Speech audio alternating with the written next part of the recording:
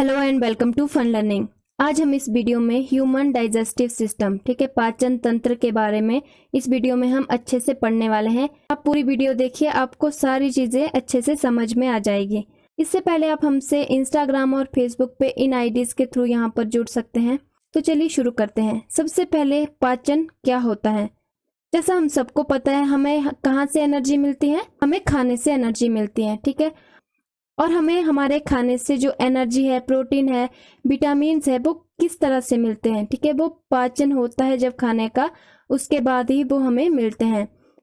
तो खाने को इस योग्य बनाना कि वो हमें एनर्जी दे सके, ठीक है, हमें विटामिन प्रोटीन जो हमारे शरीर को जरूरत होती है वो हमें मिल सके, वही क्रिया क्या है, पाचन क्रिया होती है। ठीक है, पाचन की क्रिया कैसे होती है, ठीक है। ऊपर ऊपर से इसे थोड़ा सा हम देख लेते हैं यहाँ पर कि खाना पहले किस तरह से कहाँ कहाँ होते हुए जाता है। ठीक है, पहले खाना हम खाते हैं तो मुंह में होते हुए ये यहाँ ग्रास नली से होते हुए हमारे स्टमक में, पेट में यहाँ पहुंच जाता है, फिर ये हमारी छोटी आंत में पहुंच जाता है, फिर यहाँ पर जो खाने का पूरी तरह से पाचन हो जाता है और यहाँ पर हमें सारे विटामिन प्रोटीन न्यूट्रिएंट्स यहाँ पर मिल जाते हैं।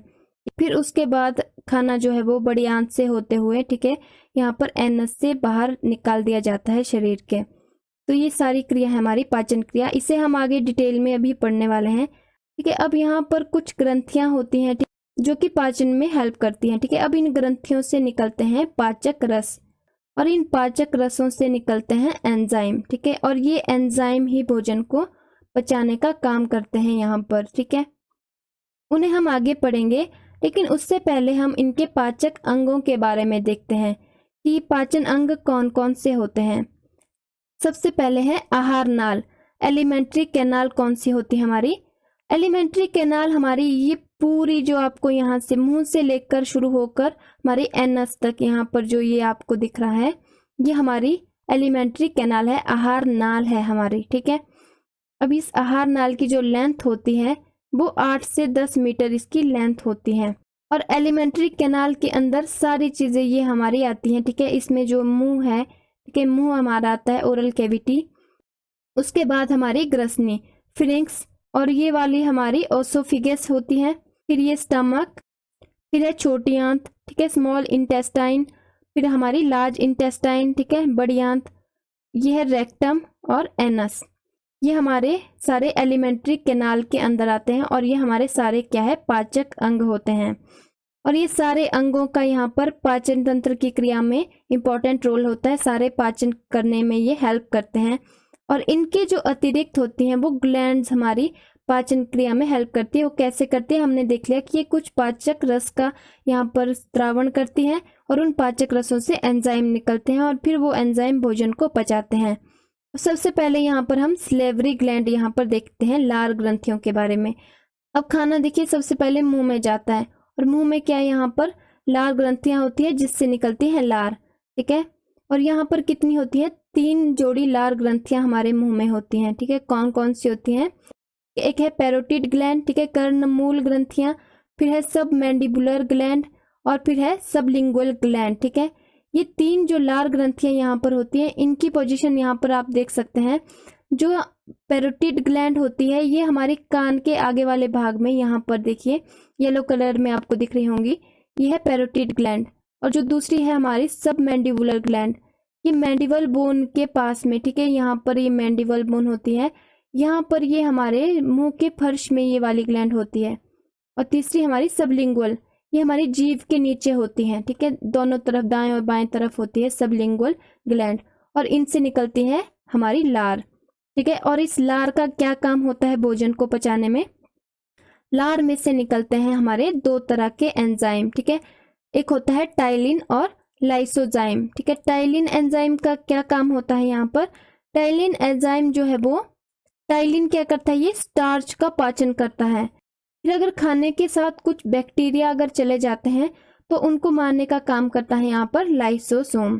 दूसरा फिर लार का क्या काम होता है, ये भोजन को निगलने में हेल्प करता है। और जो लार का पीएच होता है, ठीक है, इसका पीएच मान कितना होता है? इसका पीएच मान होता है 7 से 7.5। और एक स्वस्थ व्यक्ति के अंदर क्या है, एक दिन में 750 से 1500 मिलीलीटर लार निकलती है एक दिन के अंदर। उसी तरह यहाँ टाइलिन, कि टाइलिन एंजाइम का पीएच मान कितना होता है, 5.6 से 6.9 होता है और प्रतिदिन इसमें 500 मिलीलीटर टाइलिन निकलता है लार में से, ठीक है, एक व्यक्ति के अंदर। अब पीएच की बात कर रहे हैं तो पीएच एक स्केल होता है जिससे पता चलता है कि हमारा कोई भी सॉल्यूशन है वो हमारा क्षारीय है या अम्लीय होता है, एसिडिक है या क्षारीय है, ठीक है। और इसकी जो रेंज होती है वो 0 से 14 के बीच में होती है, ठीक है, जिसमें 7 क्या होता है, न्यूट्रल होता है। यानी कि अगर 7 अगर किसी का पीएच मान है तो ना तो वो अम्लीय होगा ना ही क्षारीय होगा। अगर 7 से कम है तो ये अम्लीय होता है, ठीक है। जो टाइलिन है, टाइलिन एंजाइम क्या है हमारा, अम्लीय है। यहाँ पर देखिए 7 से कम इसका पीएच मान है और अगर 7 से ज्यादा होता है तो ये क्षारीय होता है, ठीक है। यहाँ पर देखिए 7 से 7.5 ये लार जो है हमारी क्षारीय होती है। फिर है दांत, ठीक है, दांत भी हमारे पाचन तंत्र का ही पार्ट है और पाचन तंत्र में हेल्प करते हैं, ठीक है। दांतों का काम क्या है, भोजन को चबाना और उसको बारीक करके उसे निगलने में हेल्प करना, ठीक है। और एक व्यक्ति के अंदर कितने 32 दांत यहाँ होते हैं, जिसमें क्या होते हैं 16 ऊपर होते हैं, 16 निचली तरफ होते हैं, जिनमें 4 दांत काटने वाले होते हैं जिनको इंसीजर कहा जाता है। फिर ठीक है भेदक होते हैं 2 दांत, ठीक है, फाड़ने वाले। फिर प्रीमोलर होते हैं, ठीक है, ये 4 होते हैं, दाढ़ के पहले ये होते हैं। और उसके बाद है हमारे मोलर, दाढ़ के दांत होते हैं 6। दांतों के बारे में हम यहाँ पर और ज़्यादा डिटेल में नहीं पढ़ रहे, तो वीडियो काफ़ी लंबी हो जाएगी। दांतों पे मैं अलग से एक छोटा सा वीडियो बना दूंगी, ठीक है। फिर उसके बाद जो खाना जाता है ग्रसनी के अंदर, ठीक है, फिरिंक्स के अंदर, ये वाला जो पार्ट आपको दिख रहा है ये है ग्रसनी, ठीक है। और इसकी जो लंबाई होती है वो होती है 12.5 सेंटीमीटर। और यहाँ पर होती है अनैच्छिक और प्रतिवर्त क्रिया, रिफ्लेक्स एक्शन यहाँ पर होता है, जिसकी वजह से खाना क्या है वो दे चला जाता है ग्रास नली के अंदर। फिर देखिए ग्रास नली, ठीक है, ऑसोफिगस, ये वाला जो आपको दिख रहा है ये है ऑसोफिगस, ठीक है। ये यहाँ पर कंफ्यूज नहीं होना, ये इसोफिगस ऑसोफिगस एक ही चीज है। ब्रिटिश इंग्लिश में इसे इस तरह से लिखते हैं और अमेरिकन लैंग्वेज में से इस तरह से लिखते हैं, ठीक है। तो एक ही चीज है, ये वाला जो पार्ट है हमारा ये है ग्रास नली, ठीक है। इसका दूसरा नाम क्या है, ग्लेट पाइप भी इसको कहते हैं। और ये ग्रास नली कितनी लंबी होती है, 18 से 25 सेंटीमीटर लंबी होती है और ये 2 सेंटीमीटर चौड़ी होती है। और ये मसल की बनी होती है, यहाँ पर कोई भी बोन नहीं होता है, ठीक है। और इसोफिगस का क्या काम होता है, ये भोजन को या कोई भी तरल पदार्थ है लार को ये मुंह से क्या करता है, ये अमाशय तक, स्टमक तक यहाँ पहुंचाने का काम करता है। इसोफिगस के अंदर होती है पेरिस्टोलिक मूवमेंट, ठीक है, क्रमानुकुचन गति यहाँ पर होती है। ये पाइप कैसी होती है, ये पानी की पाइप की तरह नहीं है कि यहाँ से खाना खाया और सीधे एक झटके में खाना यहाँ पर पहुंच गया, ठीक है, ये इस तरह से नहीं होता है। यहाँ पर ये क्या करती है, खाने के साथ ये सिकुड़ती और फैलती है।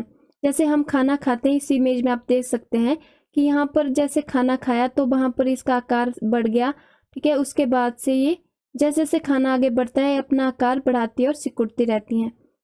ये सारी जो पेरिस्टोलिक मूवमेंट होती है ये पूरी आहार नाल के अंदर होती है, ठीक है। यहाँ पर भी होती है, स्टमक में होती है, छोटी आंत बड़ी आंत इन सब में होती है पेरिस्टोलिक मूवमेंट।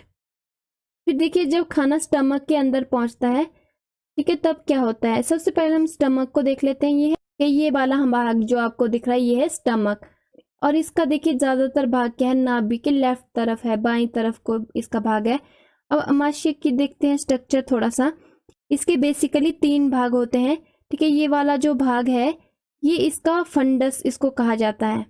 ये वाला जो भाग है इसको कार्डिक ऑर्फिन्स कहते हैं, ठीक है।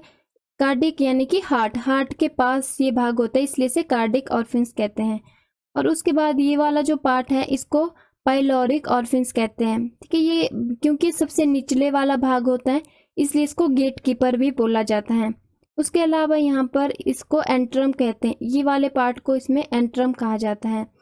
और अमाशय में क्या है, लेयर्स होती हैं, ठीक है। 4 तरह की इसमें लेयर्स होती हैं। एक है पेरिटोनियम, ठीक है, मस्कुलर कोट, सब म्यूकस कोट और म्यूकस कोट। यहाँ पर आप देख सकते हैं सबसे बाहरी परत होती है, ठीक है, जो सबसे बाहरी परत होती है उसको पेरिटोनियम कहते हैं। और उसके बाद इसमें मस्कुलर कोट आता है, ठीक है, जिसमें क्या मसल्स रहती हैं यहाँ पर कई तरह की। और उसके बाद हमारा सब म्यूकस लेयर होती है, ठीक है। और सबसे जो अंदर वाली लेयर होती है वो होती है म्यूकस या म्यूकोसा भी इसको कहा जाता है। ठीक है, जो म्यूकस वाली लेयर होती है ये सबसे इम्पोर्टेंट होती है क्योंकि यहाँ पर हमारी नर्व्स होती हैं, ब्लड वेसल्स होती हैं और यहाँ पर ही हमारी ग्लैंड्स होती हैं, यहाँ पर होती है जठर ग्रंथियां। ठीक है, इन गैस्ट्रिक ग्लैंड से निकलता है गैस्ट्रिक जूस। ठीक है, जठरीय रस यहाँ पर निकलता है। जो गैस्ट्रिक जूस है इस पर हम आएंगे, आगे इसको पढ़ेंगे। हम यहाँ पर पहले देखते हैं जो गैस्ट्रिक ग्लैंड है। गैस्ट्रिक ग्लैंड के अंदर हमारी 3 तरह की कोशिकाएं होती हैं। ठीक है, एक हमारी म्यूकस सेल होते हैं, ठीक है, दूसरा पेप्टिक सेल और ऑक्सिनाइट सेल। ठीक है, ये 3 तरह के सेल यहाँ पर होते हैं। ठीक है, उनमें से जो म्यूकस सेल है इनमें से निकलता है हमारा म्यूकस, और जो पेप्टिक सेल होते हैं इसमें से पेप्सोनोजिन। ठीक है, इसमें पेप्सोनोजिन एंजाइम यहाँ पर निकलता है। जो ऑक्सिनाइट सेल है इससे निकलता है हाइड्रोक्लोरिक एसिड। उसके बाद जो फंडस के पास हमारी जो ग्रंथियां थी, ठीक है, जठर ग्रंथियां जो फंडस के पास थी, यानी यहाँ पर जो हमारी जठर ग्रंथियां थी, ठीक है, जिसमें हमारा mucus, pepsinogen, rennin, gastric lipase and hydrochloric acid, ये सारे इसमें से निकलते हैं। ठीक है, कहाँ पर, जो फंडस के पास जो हमारी ग्रंथियां होती हैं उनमें से, यानी कि जठर ग्रंथियों में से अब यहाँ पर म्यूकस, रेनिन, गैस्ट्रिक लाइपेज और हाइड्रोक्लोरिक एसिड यहाँ पर निकल रहा है जो भोजन को पचाने में हेल्प करते हैं। अब यहाँ अमाशय का क्या काम होता है? एक तो स्टोरेज का इसका काम होता है। ठीक है, यहाँ पर खाना 2 से 4 घंटे तक यहाँ पर रहता है, कहाँ पर, स्टमक के अंदर। दूसरा है मिक्सिंग और ग्राइंडिंग। ठीक है, जैसा भी पहले मैंने कहा था, यहाँ पर क्रमानुकुचन गति होती है। ठीक है, पेरिस्टेलिक मूवमेंट होती है, जिसकी वजह से क्या है, इसकी मसल जो है वो फैलती और सिकुड़ती है, जिसकी वजह से क्या है, खाना स्टमक के अंदर छोटे छोटे टुकड़ों में ये बंट जाता है। और तीसरा यहाँ पर निकलता है गैस्ट्रिक जूस। हमने कहा था जो जठर ग्रंथियां, गैस्ट्रिक ग्लैंड थी, वहां से गैस्ट्रिक जूस निकलता है। अब गैस्ट्रिक जूस के अंदर हमारी कौन सी चीजें आएंगी? ये हमने कहा था गैस्ट्रिक सेल से हमारी क्या क्या चीजें निकली थी, वो सारी क्या है अभी गैस्ट्रिक जूस में आ जाएंगी। ठीक है, सबसे पहले इसमें हाइड्रोक्लोरिक एसिड, ठीक है, HCl के, दूसरे इसमें पेप्सोनोजिन है, फिर इसमें क्या आ गया, रेनिन, हमारा गैस्ट्रिक लाइपेज और म्यूकस। ठीक है, हमारे गैस्ट्रिक जूस में से जो 0.4% है वो हमारा HCl होता है, हाइड्रोक्लोरिक एसिड होता है स्टमक के अंदर। ठीक है, जिसका काम होता है खाने के साथ आए हुए जो बैक्टीरिया होते हैं उनको नष्ट करना। हमने अभी पहले पढ़ा कि हमारी लार में भी एक एंजाइम होता है, लाइसोजाइम। ठीक है, जो लाइसोजाइम होता है वो भी बैक्टीरिया को नष्ट करता है, लेकिन उसके बाद भी अगर कोई बैक्टीरिया रह जाता है और वो हमारे पेट, स्टमक तक पहुंच जाता है तो वहां पर हाइड्रोक्लोरिक एसिड उसको नष्ट कर देता है। फिर उसके बाद जो पेप्सोनोजिन है ये पेप्सिन में बदल जाते हैं, और पेप्सिन का क्या काम होता है, ये प्रोटीन को कन्वर्ट करता है पेप्टोन में। ठीक है, पेप्सिन का काम होता है प्रोटीन का पाचन करना, लेकिन ये प्रोटीन का यहाँ पर पूरी तरह से पाचन नहीं करता है। स्टमक के अंदर जो खाना है वो पूरी तरह से हमारा पाचन यहाँ पर नहीं होता है। ठीक है, यहाँ पर कुछ मात्रा में यहाँ पर भोजन पाचन होता है, जिससे कुछ एनर्जी जो निकलती है उसे स्टमक अपनी ही पाचन क्रिया के लिए यूज करता है। ठीक है, तो हमने यहाँ पे कहा जो पेप्सिन है, ठीक है, पेप्सिन प्रोटीन को पेप्टोन में यहाँ पर बदल देता है। उसके बाद देखिए रेनिन, जो रेनिन एंजाइम होता है ये दूध से संबंधित प्रोटीन पे ये काम करता है। ठीक है, दूध में कौन सा प्रोटीन होता है, केसिन। ठीक है, ये केसिन को केसिनोजिन में बदल देता है। ठीक है, केसिन याद रखना, केसिन एक मिल्क प्रोटीन होता है। ठीक है, उसके बाद है गैस्ट्रिक लाइपेज। ठीक है, इसका क्या काम होता है, इसका काम होता है वसा का पाचन करना। ठीक है, फिर उसके बाद है गैस्ट्रिक म्यूकस। जो गैस्ट्रिक म्यूकस है इसका काम क्या होता है, इसका बहुत इंपॉर्टेंट काम यहाँ पर होता है, ये स्टमक बॉल को यहाँ पर प्रोटेक्ट करता है, किससे, एसिड से। अब यहाँ पर देखिए स्टमक है, स्टमक के अंदर क्या है, यहाँ पर हाइड्रोक्लोरिक एसिड है यहाँ पर। उसके अलावा यहाँ पर और भी कई एंजाइम है, हमने अभी देखा।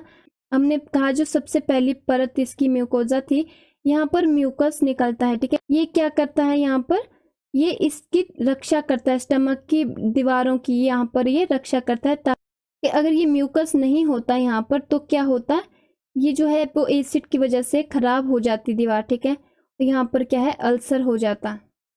अब यहाँ देखिए जो गैस्ट्रिक जूस होता है वो कैसा होता है, अम्लीय होता है, ठीक है। ये रंगहीन होता है, अम्लीय तरल पदार्थ होता है, जिसका पीएच कितना होता है 1.5 से 3.5 इसका पीएच मान होता है, ठीक है। और प्रतिदिन एक व्यक्ति के अंदर जो है 1200 से 1500 मिलीलीटर जो गैस्ट्रिक जूस यहाँ पर निकलता है। उसके बाद है अग्नाशय या पेनक्रियाज, ठीक है। ये आप देखिए यहाँ पर इमेज में, ये आपको यहाँ पर कुछ येलो सा कलर में दिख रहा होगा, ये हमारा पेनक्रियाज है, ठीक है। ये कुछ इस तरह से दिखाई देता है, ठीक है। ये वाला पार्ट इसका हेड वाला पार्ट है, और ये इसकी बॉडी, और इसको इसका टेल कहा जाता है। और ठीक है, इसमें होती है लैंगरहैंस की द्वीपिकाएं, ठीक है, आइसलेट ऑफ लैंगरहैंस, जहां से इंसुलिन निकलता है। इन सारी चीजों को हम डिटेल में जब हम ग्लैंड वाले चैप्टर को पढ़ेंगे वहां पर हम इन्हें अच्छे से डिटेल में पढ़ेंगे। अभी जो हम पाचन तंत्र पढ़ रहे हैं उसमें जो अग्न्याशय का क्या रोल रहता है, अग्न्याशय के अंदर निकलता है हमारा पेनक्रियाटिक जूस, ठीक है, अग्न्याशय रस। जो अग्न्याशय रस होता है उसका पीएच मान कितना होता है 7.5 से 8। एक व्यक्ति के अंदर हर दिन में, ठीक है, 500 मिलीलीटर यहाँ जो अग्न्याशय रस है, पेनक्रियाटिक जूस है, वो निकलता है। अब यहाँ पर ध्यान से देखना, जो अग्न्याशय रस है इसके अंदर होते हैं 3 तरह के एंजाइम, ठीक है। एक है हमारा इमाइलेज, दूसरा है हमारा लाइपेज, और तीसरा है ट्रिप्सिन एंजाइम। ये 3 एंजाइम काफी इंपॉर्टेंट है, ठीक है, भोजन को पचाने में। यहाँ जो इमाइलेज है, ठीक है, ये कार्बोहाइड्रेट को पचाता है, और जो लाइपेज है ये वसा को, फैट्स को पचाता है। जो ट्रिप्सिन है ये प्रोटीन का पाचन करने में ये हेल्प करते हैं। फिर उसके बाद है देखिए लीवर, ये वाला जो आपको पार्ट यहाँ भूरे कलर में दिख रहा है ये वाला है लीवर, ठीक है। लीवर भी एक ग्लैंड है, ठीक है, सबसे बड़ी ग्रंथि है हमारी लीवर, और इसको रासायनिक कारखाना भी कहा जाता है क्योंकि यहाँ पर कई तरह के एंजाइम निकलते हैं। लीवर का जो मेन काम है पाचन क्रिया में वो है पित्त का उत्पादन करना, ठीक है, बाइल का उत्पादन यहाँ पर करना। और ये बाइल भी क्या करता है, ये फैट को पचाने में यहाँ पर हेल्प करता है। और देखिए फैट को पचाने के लिए एक तो हमारे पास लाइपेज एंजाइम हो गया, दूसरा हमारे पास बाइल, और ये छोटी आंत में क्या है, विटामिन के अवशोषण का भी ये काम करता है। अब देखिए जो पित्त है, ठीक है, जो बाइल है, इसका पीएच कितना होता है 7 से 8, ठीक है, यानी कि एक क्षारीय होता है। और एक स्वस्थ व्यक्ति में प्रतिदिन 500 से 1000 मिलीलीटर पित्त यहाँ पर निकलता है। और पित्त में जो है 97% क्या होता है, वाटर होता है, और जो 0.7% 0.7% इसमें बाइल सॉल्ट होता है, और 0.2% इसमें बिलीरुबिन होता है, और जो 0.51% इसमें वसा होता है, और उसमें कुछ भाग अकार्बनिक सॉल्ट का भी इसमें होता है। तो ठीक है, लीवर का काम क्या है, पित्त का उत्पादन करना, ठीक है। और जो उसके बाद जो पित्ताशय, देखिए लीवर के अंदर ही ये आपको थैलीनुमा आकृति यहाँ पर दिख रही होगी, ये है हमारा पित्ताशय गॉल ब्लैडर जिसको कहते हैं। इसका काम क्या होता है, ये पित्त का भंडारण करने का ये काम करता है, ठीक है। और इसकी लंबाई होती है 8 से 10 सेंटीमीटर इसकी लंबाई होती है। और पित्ताशय की स्टोरेज की कितनी कैपेसिटी होती है, ठीक है, ये 30 से 70 मिलीलीटर पित्त को यहाँ पर स्टोर करके रख सकता है। फिर उसके बाद आती है छोटी आंत, ठीक है, ये जो आपको सारा ऑरेंज कलर में दिख रहा है यहाँ पर, ये वाला पार्ट है छोटी आंत, ठीक है। छोटी आंत में हमारे 3 पार्ट होते हैं, एक है हमारा डोडिनम, ठीक है, जेजुनम और इलियम। यहाँ पर आप इमेज में देख सकते हैं, ठीक है, ये जो पार्ट आपको दिख रहा है जो कि स्टमक से जुड़ा हुआ है, ठीक है, ये छोटी आंत का पहला भाग है डोडिनम, ठीक है। और ये जो बीच वाला भाग है, ठीक है, ये दूसरा भाग है जेजुनम। और ये जो लास्ट वाला पार्ट है जो बड़ी आंत से जुड़ा हुआ रहता है वो है इलियम। अब जो इसका पहला भाग है डोडिनम, इसकी लेंथ होती है 10 इंच, ठीक है, कितनी होती है 10 इंच का ये होता है ये वाला भाग, ठीक है, डोडिनम। और जो दूसरा भाग होता है जेजुनम, ये होता है 35 इंच का, ठीक है। और जो तीसरा होता है इलियम, ये होता है 52 इंच का, ठीक है, 52 इंचेस का होता है इलियम, ये वाला भाग। यहाँ पर एक चीज देखिए समझने वाली है कि यहाँ पर 2 आपको चीजें दिखेंगी, बाइल डक और पेनक्रेटिक डक।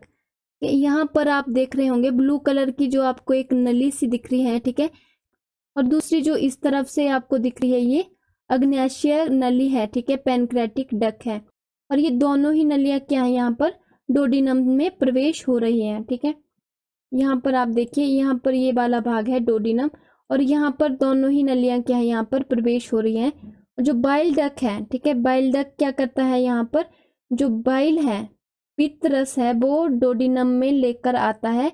और जो पेनक्रेटिक डक है, जो अग्न्याशय रस था, ठीक है, उसमें हमने कहा था 3 एंजाइम होते हैं, ठीक है, कौन से थे वो, अमाइलेज, लाइपेज और ट्रिप्सिन। इन 3 एंजाइमों को क्या करता है पेनक्रेटिक डक छोटी आंत में यहाँ पर लेकर आता है, ठीक है, छोटी आंत के पहले भाग में, ठीक है, डोडिनम में। और जो अमाइलेज है कार्बोहाइड्रेट का पाचन करता है, वसा का, लाइपेज करता है, और ट्रिप्सिन प्रोटीन का, ये हमने पढ़ा था। और एक चीज यहाँ याद रखना, जो छोटी आंत है यहाँ पर जो खाना है वो पूरी तरह से उसका पाचन कहाँ पर होता है, छोटी आंत में होता है। जो कार्बोहाइड्रेट है वो ग्लूकोज में पचने के बाद वो परिवर्तित हो जाता है। और प्रोटीन का पाचन किस में होता है, अमीनो एसिड में। हमने पहले स्टमक के अंदर पढ़ा था, जो पेप्सिन था उसने क्या किया था, प्रोटीन को पेप्टोन में बदल दिया था, ठीक है। और यहाँ पर अब क्या होता है, अब फाइनली क्या है, प्रोटीन का अमीनो एसिड में यहाँ पाचन हो जाता है। अब याद रखना, जो प्रोटीन है वो पचने के बाद क्या बन जाता है, अमीनो एसिड बन जाता है, कार्बोहाइड्रेट ग्लूकोज बन जाता है। और इस तरह से ही जो वसा होता है, ठीक है, फैट्स होता है, वो ग्लिसरॉल या फैटी एसिड यहाँ पर इनमें ये बदल जाते हैं। अब उसके बाद देखिए, जब छोटी आंत में खाना पहुंचता है उसको बोलते हैं चाइम, ठीक है, छोटी आंत में जो खाना रहता है या तरल पदार्थ के रूप में जो खाना रहता है उसको चाइम कहते हैं। अब हमने कहा कि छोटी आंत के अंदर खाना जो पूरी तरह से पच जाता है। अब छोटी आंत में क्या है, घाटी नुमा कुछ आकृतियां होती हैं, ठीक है, जिन्हें बिली कहा जाता है, ठीक है, जिनको बिली कहा जाता है, जो क्या करते हैं, जो पचा हुआ कार्बोहाइड्रेट, प्रोटीन और वसा का यहाँ पर अवशोषण करता है। पचा हुआ कार्बोहाइड्रेट, वसा यानी कि जो हमारा ग्लूकोज है, हमारा अमीनो एसिड है या फैटी एसिड है, उनका यहाँ पर अवशोषण हो जाता है छोटी आंत की दीवारों में, बिली जिसको कहते हैं इन आकृतियों को। और उसके बाद क्या, ये रक्त में मिल जाते हैं और पूरे शरीर तक ये पहुंचा दिए जाते हैं, ठीक है। अब क्योंकि छोटी आंत में खाना पूरी तरह से पचने के लिए यहाँ पर इंटेस्टाइनल जूस भी निकलता है, ठीक है, छोटी आंत के अंदर भी क्या निकलते हैं, आंतरीय रस यहाँ पर निकलते हैं, जिसमें क्या होता है, लगभग 98.4% यहाँ पर वाटर होता है, ठीक है। और जो बाकी का 1.6% होता है उसमें अकार्बनिक और कार्बनिक पदार्थ यहाँ पर होते हैं। और जो अकार्बनिक पदार्थों में क्या होता है, सोडियम क्लोराइड होते हैं, सोडियम बाइकार्बोनेट होते हैं और सोडियम कार्बोनेट इसमें रहते हैं, इनमें अकार्बनिक पदार्थों में। अब देखिए, एक दिन में एक व्यक्ति के अंदर 1 लीटर आंतरिक रस यहाँ निकलता है, जिसमें कई एंजाइम होते हैं, ठीक है, जो भोजन को पूरी तरह से पचाने का काम करते हैं। और इन एंजाइम के अंदर 2 इंपॉर्टेंट एंजाइम है हमारे, एक है हमारा एंट्रोकिनेस, इसको एंट्रोपेप्टाइड्स कहा जाता है, दूसरा इसमें इरिप्सिन। और ये 2 एंजाइम होते हैं प्रोटीन के पाचन से संबंधित, ठीक है। और इसके अलावा यहाँ पर 3 एंजाइम होते हैं, ठीक है, एक हमारा इन्वर्टेज होता है, ठीक है, लैक्टेज या माल्टेज, जो कि कार्बोहाइड्रेट को पचाने में मदद करता है। फिर उसके बाद जो खाना है वो बड़ी आंत में पहुंच जाता है, ठीक है, ये वाली जो ग्रीन कलर में दिख रही है ये हमारी बड़ी आंत है। अब बड़ी आंत को कॉलन भी कहा जाता है। इसकी लंबाई कितनी होती है, 5 फीट या 1.5 मीटर इसकी लेंथ होती है। अब यहाँ पर एक चीज आप देख रहे होंगे, जो छोटी आंत है उसकी लंबाई ज्यादा है और जो हमारी बड़ी आंत है उसकी जो लेंथ है वो कम है। छोटी आंत को छोटी आंत इसीलिए कहा जाता है क्योंकि इसकी विड्थ के अकॉर्डिंग क्या है, ये पतली होती है, और जो बड़ी आंत है वो मोटी होती है, ठीक है, इसीलिए इसको बड़ी आंत कहते हैं। बड़ी आंत को 8 भागों में बांटा गया है, ठीक है। एक है इसमें सीकम, ये देखिए ये वाला जो पार्ट आपको दिख रहा है सीकम, ये पार्ट हमारी छोटी आंत के जो इलियम पार्ट है उससे ये जोड़ा रहता है, ठीक है। और ये वाला पार्ट हमारा असेंडिंग कॉलम, ठीक है, और ये ऊपर साइड वाला जो पार्ट है इसको ट्रांसवर्स कॉलन कहते हैं, और ये डिसेंडिंग कॉलन होता है, ठीक है, ये सिगमंड कॉलन। और उसके बाद ये है रेक्टम, ये छोटा सा थैलीनुमा, ठीक है, यहाँ पर भाग आपको दिख रहा है, ये अपेंडिक्स है। फिर और ये एनस। तो ये तो हमने इसके स्ट्रक्चर देखा। अब देखें बड़ी आंत के क्या काम होते हैं।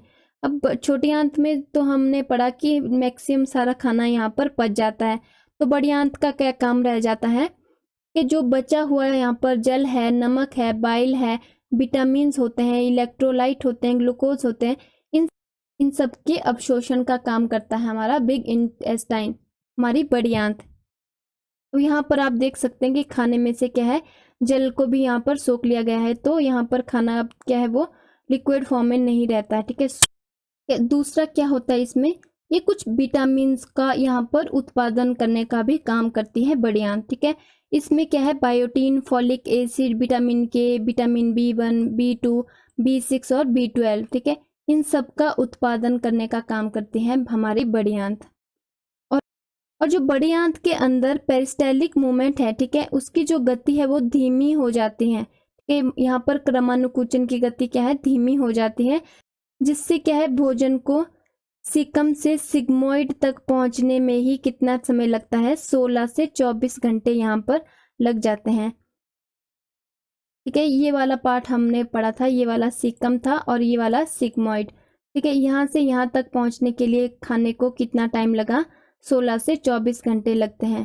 फिर उसके बाद जो भोजन है वो यहाँ पर रेक्टम में जाता है, ठीक है। रेक्टम हमारा 5 इंचेस लंबा होता है। फिर उसके बाद जो है भोजन रेक्टम से होते हुए फिर वो एनस में जाता है, फिर यहाँ से शरीर के बाहर निकाल दिया जाता है, ठीक है।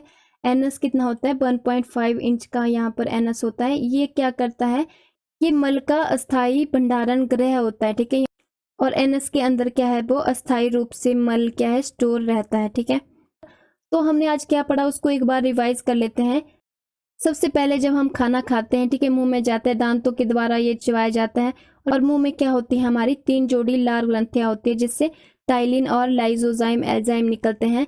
और जो टाइलिन एंजाइम क्या करता है, स्टार्च का पाचन करता है, और जो लाइसोजाइम होता है वो क्या करता है, बैक्टीरिया का यहाँ पर नष्ट करने का काम करता है। फिर भोजन यहाँ से होते हुए हमारे ग्रास नली में गया, यहाँ पर हमारी क्रमानुकुचन गति हुई, ठीक है, पेरिस्टाल्टिक मूवमेंट होती है, जिससे हमारा भोजन नीचे गया, ठीक है। स्टमक में भोजन जब पहुंच जाता है, जो स्टमक की दीवारें हैं यहाँ पर क्या होती है, गैस्ट्रिक ग्लैंड होती हैं, ठीक है, जठर ग्रंथियां होती हैं, और जठर ग्रंथियों से हमारे क्या निकलता है, हाइड्रोक्लोरिक एसिड है, पेप्सिन है, रेनिन है, ठीक है, गैस्ट्रिक लाइपेज है और म्यूकस निकलता है, जो कि भोजन के पाचन करने में हेल्प करते हैं। और हाइड्रोक्लोरिक एसिड भी हमारी प्रतिरक्षा का काम करती है, ठीक है, ये भी हमारे बैक्टीरिया को नष्ट करती है, ठीक है। उसके बाद जो खाना है हमारी छोटी आंत में चला जाता है। फिर यहाँ पर लीवर के अंदर देखिए, पित्ताशय से हमारा जो पित्त रस है वो यहाँ आकर छोटी आंत के पहले भाग डोडिनम में मिल जाता है, और यहीं पर क्या है, अग्नाशय से 3 एंजाइम इमाइलेज, लाइपेज और ट्रिप्सिन यहाँ खाने में मिल जाते हैं, कि यहाँ पर कार्बोहाइड्रेट, प्रोटीन और वसा का पाचन करते हैं, ठीक है। यहाँ पर जो पित्त रस था वो भी वसा का पाचन करता है। यहाँ पर छोटी आंत के अंदर भी कुछ एंजाइम निकलते हैं, आंतरीय रस निकलते हैं, और ये सब मिलकर क्या करते हैं, पूरी तरह से भोजन का यहाँ पर पाचन करते हैं। फिर यहाँ पर छोटी आंत में एक घाटी नुमा रचना जो होती है इनकी दीवारों में, जिन्हें बिली कहते हैं, वहां पर क्या होता है, ये जो न्यूट्रिएंट्स है, कार्बोहाइड्रेट है, प्रोटीन है, वसा है, इन सब का क्या है, अवशोषण होता है, सोख लिए जाते हैं और खून में यहाँ पर मिल जाते हैं और शरीर तक ये पहुंचा दिए जाते हैं। फिर खाना छोटी आंत से बड़ी आंत में चला जाता है, ठीक है। और बड़ी आंत में यहाँ पर जो पदार्थ बचे हुए रहते हैं उनका अवशोषण कर लिया जाता है, जल का अवशोषण कर लिया जाता है। और यहाँ पर बड़ी आंत में दूसरा काम होता है जो विटामिन है, विटामिन के, B1, B2, B6, B12, ठीक है, बायोटीन, फॉलिक एसिड, इन सब का यहाँ पर उत्पादन हो जाता है, ठीक है। और फिर बड़ी आंत से खाना यहाँ पर हमारे रेक्टम में पहुंचता है, रेक्टम से फिर एनस में, एनस से होते हुए वो शरीर के बाहर निकाल दिया जाता है। तो ये हमने आज पढ़ा। आई होप आपको ये अच्छे से समझ आ गया होगा। अगर आपको ये वीडियो अच्छा लगा, हेल्पफुल रहा आपके लिए, तो आप वीडियो को ज़रूर लाइक करके जाइएगा और हमारे साथ जुड़े रहें। चैनल को सब्सक्राइब कीजिए। मैं एनाटॉमी का पूरा सिलेबस यहाँ पर करवाने वाली हूँ। सारे टॉपिक को हम एक एक करके यहाँ पर अच्छे से पढ़ने वाले हैं। और चैनल को जाकर सब्सक्राइब कर दीजिए और नोटिफिकेशन वाला आइकन को भी दबा दीजिए, ताकि आप तक सारी वीडियो की नोटिफिकेशन पहुँचती रहे।